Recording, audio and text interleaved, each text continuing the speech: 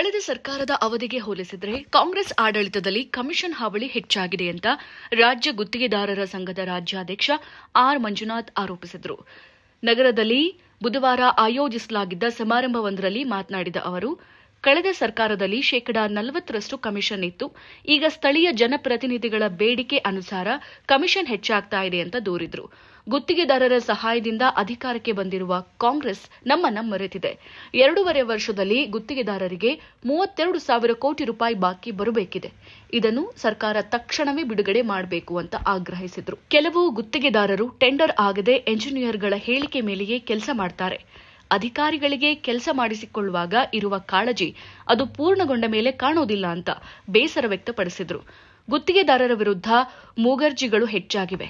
ಕೆಲವು ಸಚಿವರು ಸ್ಥಳೀಯವಾಗಿ ಟೆಂಡರ್ ಕರೆಯದೆ ಬೆಂಗಳೂರಿನಲ್ಲಿ ಟೆಂಡರ್ ಮಾಡಿಕೊಳ್ತಾರೆ. ಮ್ಯಾಚ್ ಫಿಕ್ಸಿಂಗ್ ಆದ ಕೆಲವು ಗುತ್ತಿಗೆದಾರರು ಇಲ್ಲವೇ ಟೆಂಡರ್ ಆದವರು ಹೆಚ್ಚಿನ ದರಕ್ಕೆ ಅನುಮತಿ ಮಾಡಿಕೊಂಡು ಟೆಂಡರ್ ಹೆಚ್ಚಿಗೆ ಮಾಡಿಸಿಕೊಳ್ತಿದ್ದಾರೆ ಅಂತ ಆಪಾದಿಸಿದ್ರು.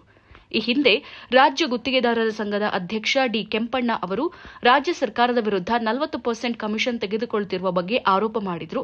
ಈಗಿನ ಅಧ್ಯಕ್ಷರು ಎಷ್ಟು % ಕಮಿಷನ್ ತೆಗೆದುಕೊಳ್ಳುತ್ತಿದ್ದಾರೆಂಬುದನ್ನು ಉಲ್ಲೇಖಿಸಿಲ್ಲ. ಆದರೂ ಸರ್ಕಾರದ ವಿರುದ್ಧ ಮತ್ತೆ ಕಮಿಷನ್ ದಂಧೆಯ ಆರೋಪ ಮಾಡ್ತಿದ್ದಾರೆ ಅಂತ ಹೇಳಿದ್ರು. ಇನ್ನಷ್ಟು ಹೆಚ್ಚಿನ ಮಾಹಿತಿಗಾಗಿ ಫಾಲೋ ಮಾಡಿ ಬ್ರಿಗೇಡ್ ನ್ಯೂಸ್ ಕನ್ನಡ.